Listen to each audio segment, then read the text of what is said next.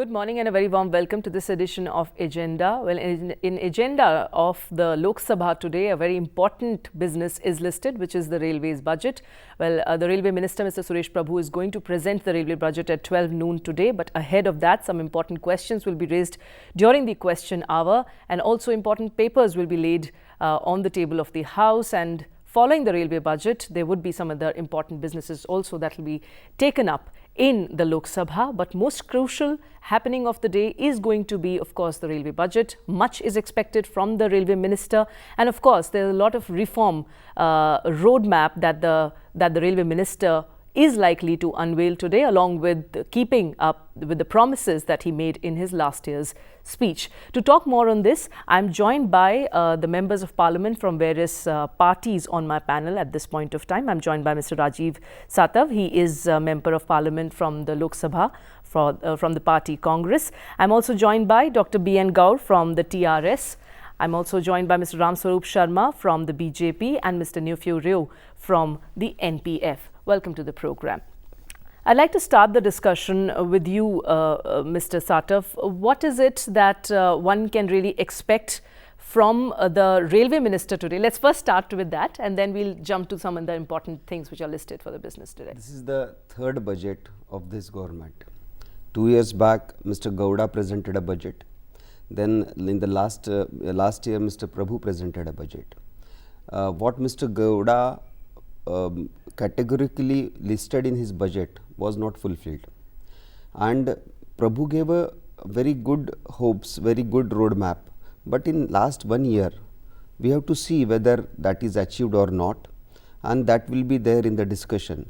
But we hope in coming 3 years some changes will be there from Mr. Prabhu, and particularly I came from Maharashtra.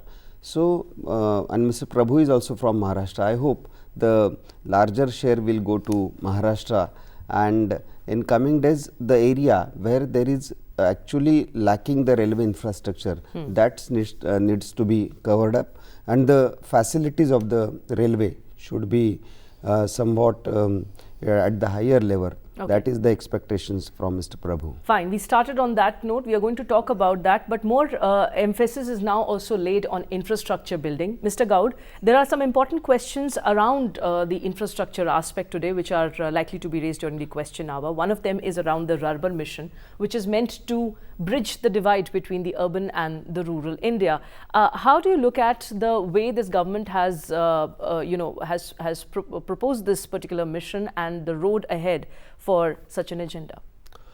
You see, if you look at the BJP manifesto, NDA manifesto, urban was one of the, along with the smart city, urban means to divide, to reduce the gap between the rural and urban divide that was supposed to come. Recently, Prime Minister has launched in Chhattisgarh this program. If you look at the ground reality today, most of the migration is from the villages to the urban areas, except the agriculture. Rest of the things, education, for electricity, for employment, for entertainment, for entrepreneurship, for everything, the people are migrating from the rural to the urban areas. So that is resulting in the congestion of the urban areas. Lot of pollution problems. Look at the Delhi itself. If you see Delhi, it is a mini India. Why people come here? Because of the employment opportunities. So with that, there are a lot of issues, from the social issues, crime issues, pollution issues, and lack of housing. So to provide urban facilities in a rural area, this scheme has been envisaged, and we welcome it. But the question is, planning something is doing, and grounding is more important. As far as the urban mission, I believe there are 300 clusters are supposed to be developed. 300 clusters are supposed to be developed. Right. If you look at that, if we have a SAGI, that's a Sansad Adarsha Grama Yojana. Right. We have a Yojana without funding. That's putting a lot of pressure on us. So we don't want a urban mission also to end up like that.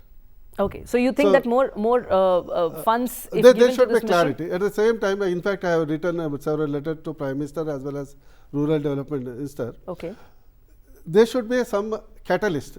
A best catalyst for the development is a politician. Okay. So I suggested there are 300 clusters. removing the urban clusters already existing like metro cities, major cities. At least one parliamentary constituency, you choose one, make a MP as well as MLA as the monitors of the program, so that both state and central government gets involved in it. Okay. And there should be clarity of the funding. Fine. And clarity of the blueprint for the row head. I think that's a very welcome so suggestion. with that, suppose we have only left with the 3 years. See, we cannot make entire India as a urban project. At least each parliamentary constituency, we can show one real development model in the urban.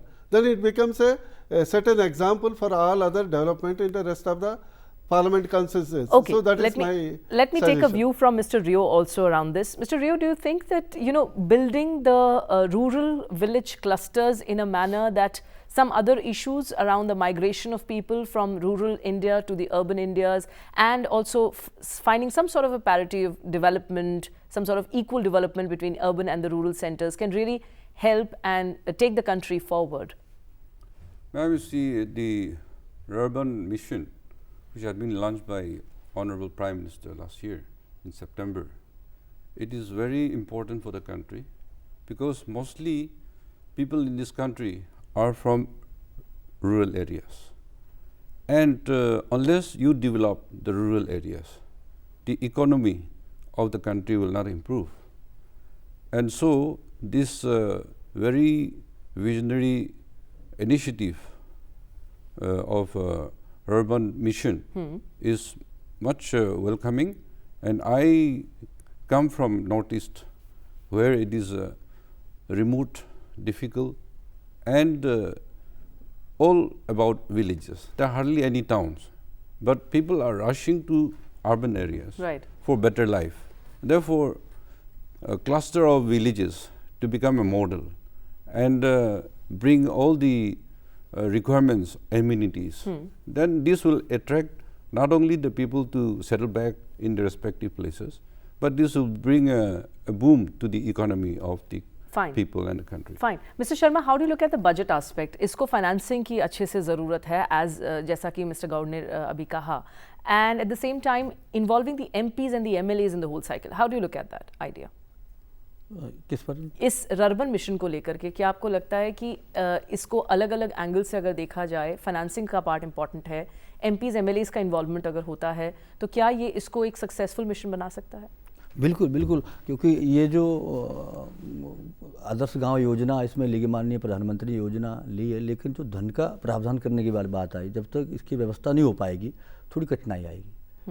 लेकिन एक अच्छा कदम कि हमारे ग्रामीण क्षेत्र विकसित हों, लोग शहरों को पलायन ना करें, इसमें काफ़ी कुछ करने की ज़रूरत है। Okay. There has been no dearth of such schemes in the past, Mr. Satav, but what do you think has been the missing link in our approach? As Mr. Gaud categorically expressed his views, the most important thing, in every week you are announcing some schemes, but the problem, where is the finance? For this urban mission also, the outlay of 5,000 crores for a country like India, for a rural country like India, you are giving only 5,000 crores. It's just nothing. So the question is that you go for one scheme, you go for two schemes. You have initiated the Sansad Adarsh Gram Yojana. But what happened to the Sansad Adarsh Gram Yojana? Not 5 villages, 10 villages have been changed in a year's time, 2 years' time. So if this is the outcome, then what is the and how do you look at the suggestion made by Dr. Gaur here regarding the involvement of the MPs and the MLAs? Absolutely, it's a very welcome statement by Mr. Gaud, and it's not about the MP and MLAs. I feel the local body representative should be also there on that committees, so that the sarpanches and the block panchayat members and Jilla panchayat members, everybody should be there, and if they are together, then that will be a good catalyst for the development of the area. Okay, one of the key resources for the country is of course coal, and there's another important question around the commercial mining of coal which is listed today. Mr. Rio, can I ask you here, how do you look at the approach that the government has followed with the clearance of this coal mine special provisions bill last year, which ensures that the e-auction of the coal mines can be done at a large scale, and also commercialization of the coal mining, which can help boost the coal resources of the country. How do you look at that move? You are aware that in the previous governments, there was so much scandal about coal minings. And after the ND government took over, led by Modi ji, the e-tendering, bringing to a system, and also collected a huge revenue of the country, and now properly regulated, and it is producing, which has brought down, locally producing the coal, which has brought down the import by about 50% or so. And now every industrial sector, they are working without any shortage of coal. Plus, they have been producing the thermal plants, which power is badly required for all kind of activities in the industrial sector, domestic sector. And therefore, I think the regulating of coal mining now has will boom the economy of the country. That's right. But Dr. Gaud, you know, being representing a state which is rich in resources is quite, you know, the states themselves have their own stories to say about the way mining of such resources is done, extraction of such resources is done, and the amount of profit share that these states really get to enjoy. How do you look at the commercial coal mining aspect?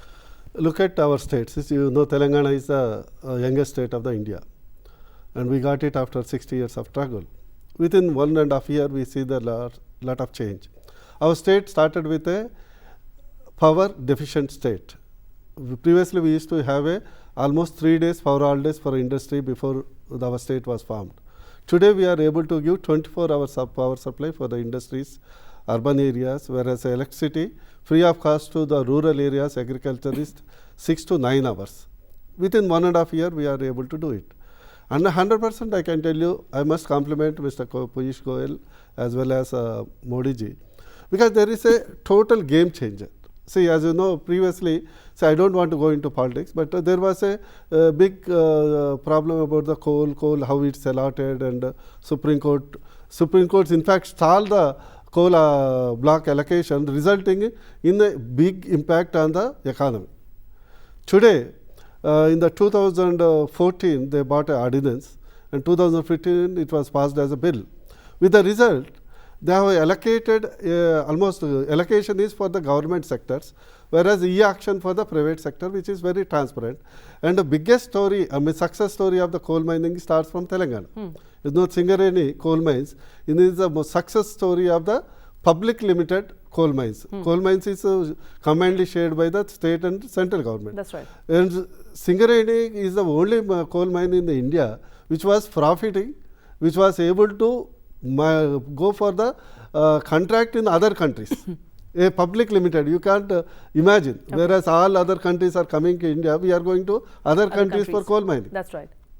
So, with this changing e-auction and allocation, and also rationalization of the linkage, what used to happen? Right. We used to have a coal mining in Singareni that is linked to the Rajasthan thermal plant. So, ultimately, he has to transport the coal from the Telangana to Rajasthan, resulting in increased freight cost, increasing the charges. Fine. Today, there is a rationalization. So, there is a cross rationalization. So, we can exchange with each other. The states can exchange with each other. And you know, so that results decreasing the freight charges, decreasing the power tariff. So that is the, I can simultaneously, a lot of issues have to be looked at whenever we address the issue of coal. Mrs. Satav, one concluding remark from you before we slip into a break. Recently, the monopoly of Coal India Limited, there has been a move around it to reduce that monopoly and ensure that more people can become, can become an equal player here in for regarding the coal mining. Do you think it's a welcome move? And what kind of reforms do you think this particular sector really needs? Actually, this e-auctioning is a welcome move.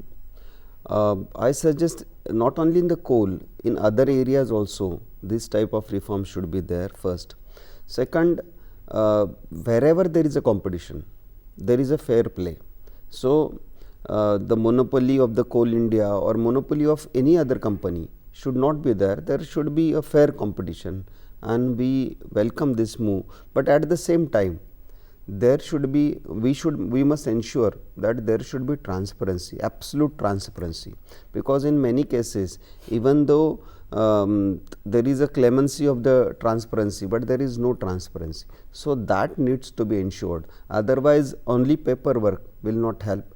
Ultimately, it's the money of the people of India, and that should be properly utilized. Absolutely. So it's one of the crucial resources where we are also one among the top producers and also a great importer of coal. So a crucial aspect around coal is that, and infrastructure building, again a related aspect to that. So how is the railway budget really going to address those issues? Railways, remember, is one of the key infrastructure areas, and today is the day when the railway minister is going to present the railway budget. More discussion on that. Time for a very quick break in Agenda. Please stay tuned.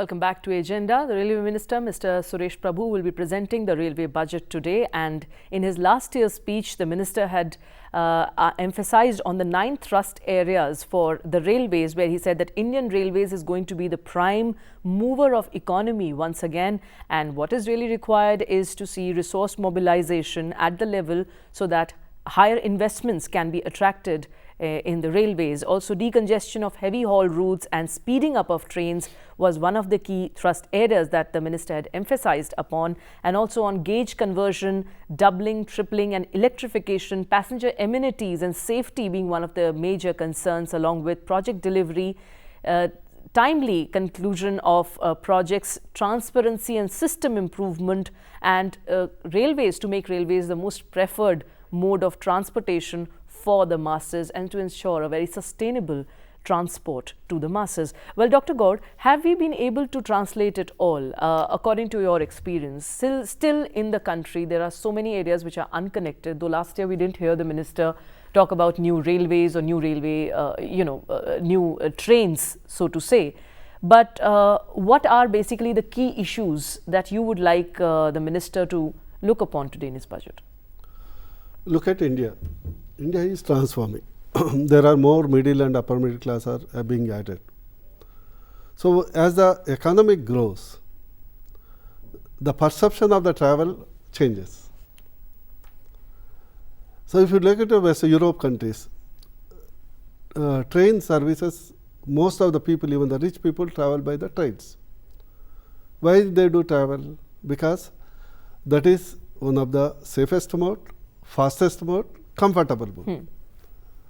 So if you have to really make a change in the railways in India, we have to bring the changes to that level. We are still a big rural chunk. If you look at on the festival days, everything, still you see the railways are jam-packed.